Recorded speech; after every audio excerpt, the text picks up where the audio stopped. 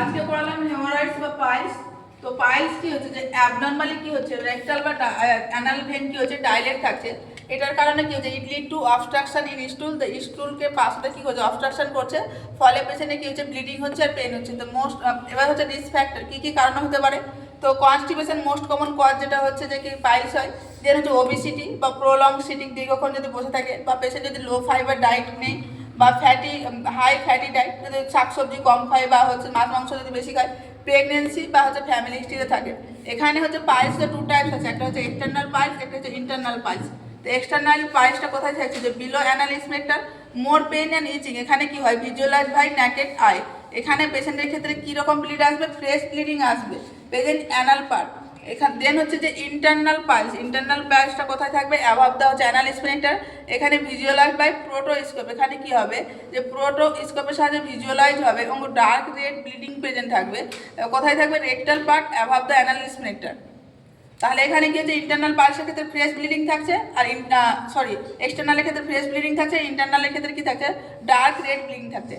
দেন হচ্ছে internal পাইলসের four stage থাকে। First যেটা হচ্ছে গ্রেড 1, এক্ষেত্রে কি হচ্ছে যে নট প্রোলাপস জাস্ট পারমানেন্ট, কি হচ্ছে অ্যাবনরমালি শুধু জাস্ট ডাইলেট হচ্ছে ভেনগুলো।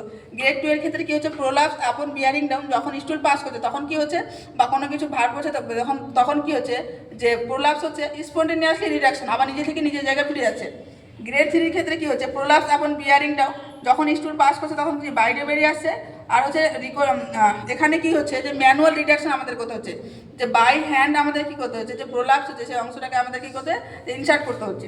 যেমন যে গ্রেড 4 এর ক্ষেত্রে হচ্ছে প্রোলাপস উইথ ইনএবিলিটি টু হচ্ছে ম্যানুয়াল রিডাকশন, যে এখানে কি হচ্ছে হাত দিয়েও কি হচ্ছে রিডাকশন হচ্ছে না, এখানে কি হয় যে সার্জিক্যাল এমার্জেন্সি। তো এটা হচ্ছে ইন্টারনাল পাইলসের 4টে স্টেজ। দেন হচ্ছে ম্যানেজমেন্ট আমরা কীভাবে করবো, যে রিস্ক ফ্যাক্টরগুলোকে আমাদের কী করতে হবে, মডিফাই করতে হবে। তো পেশেন্টের যেমন কি বলেছিলাম ওখানে যে হাই ফ্যাটি ডায়েট বা লো ফাইবার ডায়েট ছিল, তাহলে এখানে পেশেন্টের ক্ষেত্রে কী করতে হবে, সেগুলো কী করতে হবে, তা হাই লিকুইড দিতে হবে পেশেন্টকে, হাই ফাইবার ডায়েট দিতে হবে, স্টুল শর্পনার দিতে হবে, বা লো ফ্যাট লো দিতে হবে।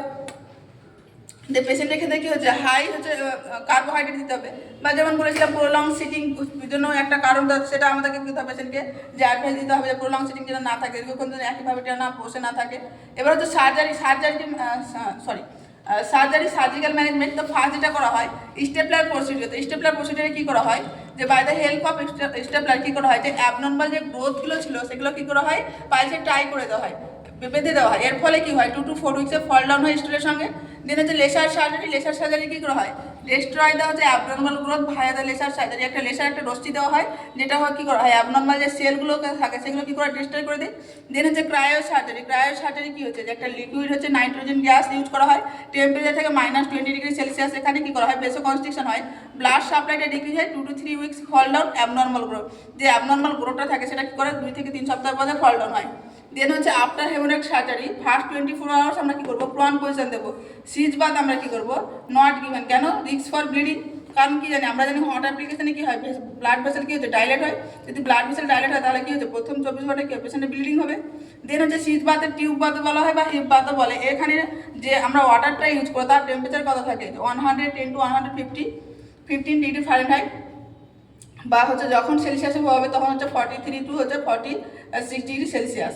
আফটার 24 আওয়ার্স প্রোভাইড আমরা কী করবো ওয়াটার মিক্সড হচ্ছে কী করবো বা বেটাডিন ইউজ করবো বা KMNO4। ইট হেল্প করে কী করে হিলিংয়ে। কীভাবে হিলিংয়ে হেল্প করছে, যখনই হট অ্যাপ্লিকেশন দিচ্ছে ব্লাড ভেসেল ডাইলেট হচ্ছে, এর ফলে কী হচ্ছে আর্লি হিলিং হচ্ছে। তো আমরা কতক্ষণ ধরে সিজ বাদ দেবো, টাইম তো 20 মিনিট থাকবে, 2 to 3 Times in a day. দিনে আমরা 2 থেকে 3 বার আমরা কী করবো যে সিজ বাদ দেবো। আজকে